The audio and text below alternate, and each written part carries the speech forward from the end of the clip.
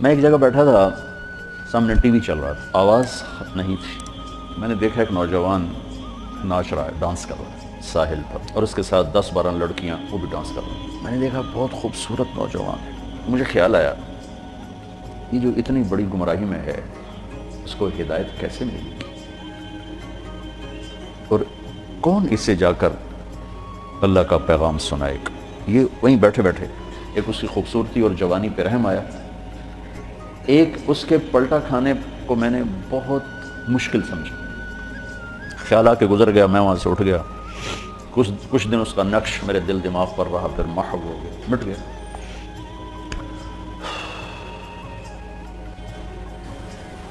کراچی کا اجتماع تھا ستمبر میں،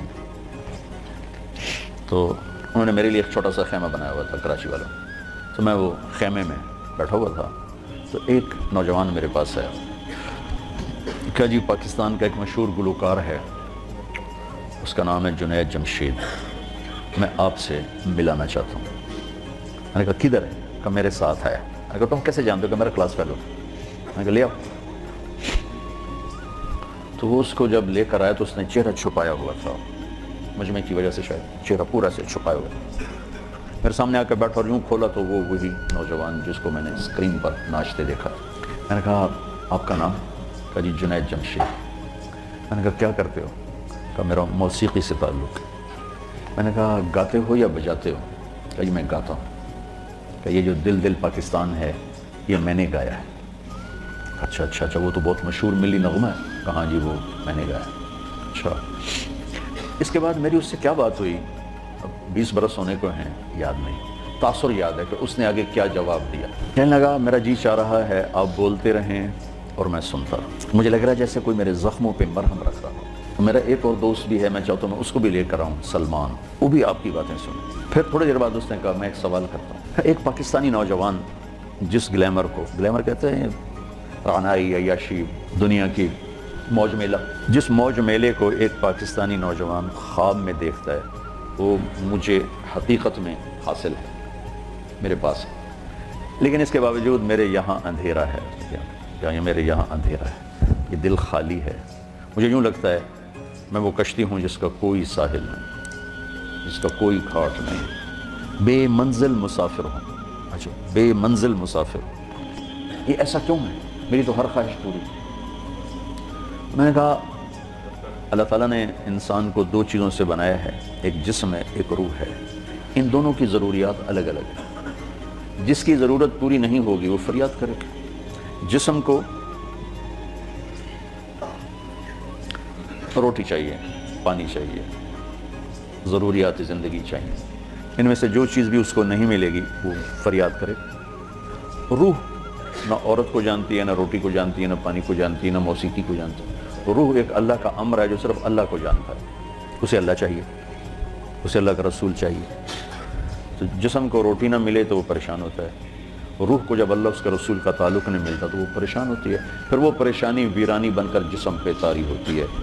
پھر ہم اس کو دور کرنے کے لیے اس سے اور بڑی عیاشی میں جاتے ہیں کہ شاید ابھی کچھ کمی ہے، وہاں اس کی بھوک اور بڑھتی ہے، وہ اور فریاد کرتی ہے، پھر ہم اس سے بڑی عیاشی میں جاتے ہیں، پھر اس کی بھوک اور بڑھتی ہے اور فریاد کرتی ہے۔ اس قسم کا مضمون تھا، اس وقت ذرا تفصیل سے تھا خلاصہ یہ۔ اور میں نے کہا اس کی مثال ایسے ہے کہ درد ہو اس گھٹنے میں اور دوا لگے اس گھٹنے میں تو دوا بھی جا رہا ہے اور درد بھی نہیں جا رہا۔ دوا لگ رہا ہے، درد نہیں جا رہا، کیوں؟ جہاں درد ہے وہاں دوا نہیں، جہاں دوا لگ رہا ہے وہاں درد کوئی نہیں، تو آرام کیسے آئے گا؟ تو یہ بے چینی، کرب، یہ تو روح میں ہے اور ہم اسے دور کرنا چاہتے ہیں۔ جسم کی ضرور موسیقی، کھانا پینا، 5 اسٹار ہوٹل، گلیمر، موج میلہ، پروٹوکول، یہ تو سب جسم کی چیزیں، روح کو ان سے کیا سروکار؟ لیکن جس دن اسے غذا ملے گی، ایک دم منزل بھی ملے گی، راستہ بھی نظر آئے گا، ساحل بھی نظر آئے گا، گھاٹ بھی نظر آئے گا، اور منزل مقصود کا بھی پتہ چل جائے گا۔ تو یہ ہماری پہلی ملاقات تھی، اور میں نے غالباً کہا کہ آپ کچھ تبلیغ میں جانا شروع کریں، 3 دن لگانا شروع کریں۔ کہنے لگا میں کیسے لگاؤں، میں تو گاتا ہوں، ناچتا ہوں، ڈانس کرتا ہوں، تبلیغ کس منہ سے کروں؟ کعبہ کس منہ سے جاؤ گے غالب، شرم تم کو مگر نہیں آتی۔ میں نے کہا یہ تو دوا ہے، تو پہلے دن دوا کھانے سے آرام آتا ہے؟ مسلسل دوا کھاتے کھاتے کھاتے بیماری دبنا شروع ہوتی ہے اور اللہ تعالیٰ اسے ٹھیک کر دیتا ہے. یہ دوا ہے, تم شروع کرو, اس کو سوچو مت کہ میں ناچ رہا ہوں گا رہا ہوں, چلو ٹھیک ہے. کوئی قبولیت کی گھڑی تھی اس نوجوان کی, اس نے 3 دن شروع کر دی. یہ جمشید اس کا کلاس فیلو, یہ اس کو سب سے پہلے سلام دعا, یہ تبلیغ میں لگا تو اس کو اپنے اس کا خیال ہے, اس کو ملنا شروع کیا. پھر ایک جگہ پر آ کر وہ رک گیا, آگے نہیں لے جا پا رہا, تو اللہ نے اس میں مجھے ذریعہ بنایا, مجھے ڈالا.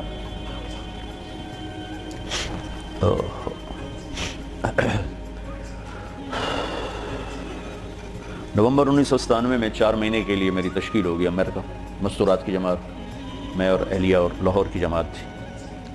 میں لاس اینجلس میں تھا تو میں نے اسے فون کیا, تو اس زمانے میں یہ CLI پر نمبر نہیں آتا تھا, تو اور یہ اتنے موبائل فون یہاں اتنے تھے بھی نہیں, دوسرے فون تھے. تو میں نے اس کا فون نمبر لے لیا تھا, تو میں نے اس سے لاس اینجلس سے فون کیا. کہنے لگا آپ کہاں سے بول رہے ہیں؟ میں نے کہا میں امریکہ میں ہوں, لاس اینجلس میں. کہنے لگا نہیں, میں نے کہا وہیں سے ہوں. کہا قسم اٹھائیں, قسم اٹھائیں. میں نے کہا چھوٹی سی بات پہ کیسے قسم اٹھاؤں؟ کہا نہیں یہ بہت بڑی بات ہے. میں نے کہا کیوں؟ تو میں ساری دنیا پھرتا ہوں, کبھی اپنی بیوی کو فون نہیں کیا, آپ مجھے فون کیسے کر رہے ہیں؟ میں نے کہا یار تم سے محبت ہو گئی تھی, اس سے فون کر رہا ہوں. بس اس ایک فون نے نا اس کے دل میں میری محبت ڈالی. میں جب یہ حج پہ جاتا ہوں میرا 60-70 ہزار روپیہ صرف فون کا بل ہوتا ہے. 3000 تقریباً ریال میرا ہر سفر میں 15-20 دن میں میرا فون کا ہوتا ہے کہ میں ایسے فون کرتا رہتا ہوں. وہاں کا فون وہ ہزاروں بیانوں سے بڑھ کر ہوتا ہے. بیان تو چھوٹی سی چیز ہے. مولانا صاحب رحمۃ اللہ علیہ فرمایا کرتے تھے کہ تبلیغ میں بیان کا اتنا ہی حصہ ہے جتنا جسم میں زبان. 6 فٹ کے جسم میں 5 فٹ 10 انچ 8 انچ کے جسم میں 2 انچ کی زبان ہے. اتنا ہی تبلیغ میں زبان کا حصہ ہے, بول کا بیان کا. باقی لوگوں کو دل لینے کے لیے پتہ نہیں کیا کیا جتن ہے. تو اس پر اتنا اثر ہوا اس بات کا کہ انہوں نے مجھے امریکہ سے فون کیا. تو پھر میں اسے پورے سفر میں فون ملاتا رہا, اب یہاں ہوں, اب یہاں ہوں, اب کیا حال ہے, اب کیا حال ہے. تو اللہ نے اس کے دل میں میری محبت ڈال دی. پھر وہ چلے کے لیے نکلا. پہلے اس نے چلے لگایا, 3 چلے نے چلے لگایا. رائمنڈ آیا, ملا, میں نے بڑا پروٹوکول دیا, بہت پیار محبت, ہنسا کھیڈا. تو کرتے کرتے کرتے کرتے اس نے 3 چلے لگا, 3 چلے کے لیے نکل پڑا. یہ غالباً 2001 یا 2, اس کا مجھے پورا یاد نہیں ہے. تو اس وقت یہ 3 چلے کے لیے نکلا. تو اس نے مجھے بالا کوٹ سے فون کیا کہ مولانا میں اس وقت بالا کوٹ کی ایک پرانی مسجد ہے, اس میں ہماری جماعت ہے, باہر فرش ٹوٹا ہوا ہے, اس پر ایک پھٹی ہوئی چٹائی ہے, اس پر میں لیٹا ہوا آپ کو فون کر رہا ہوں, اور جس سکون چین کو میں 5 اسٹار ہوٹلوں میں ڈھونڈتا تھا وہ مجھے یہاں اس ٹوٹی ہوئی مسجد اور پھٹی ہوئی چٹائی پہ مل چکا ہے. مجھے یوں لگ رہا ہے میں ہوا میں اڑ جاؤں گا. بیان ہی اس کے لیے الفاظ. تو میں نے کیا جواب دیا یاد نہیں, لیکن غالباً میں نے یہی کہا کہ اب روح تک اس کی غذا پہنچ گئی تو موج ہو گئی. یہ اس نوجوان کا ابتدائی سفر تھا. دوستوں یقین مانیے کہ دل کو سکون پہنچانے والی ذات صرف اللہ کی ہے. کہ اتنا بڑا اداکار, ناچنے والا, گانے والا, لیکن اللہ نے اس کے سینے میں اندھیرا رکھا تھا. لیکن کہتے ہیں نا کہ دین کی محبت ایسی ہوتی ہے کہ سینے کو روشن کر دیتی ہے. دوستوں بہت ہی اچھی اور بہت ہی خوبصورت ویڈیو تھی, دیکھنے میں بہت اچھا لگا. ہمیں نصیحت ملی ہے کہ ہمیں اپنی زندگی کو کیسے سنوارنا چاہیے, کیسے سکون ملے گا. دوستوں ایسی ویڈیو دیکھنے کے لیے ہمارے چینل کو سبسکرائب کر دیں. ملتے ہیں ایک اور ویڈیو میں.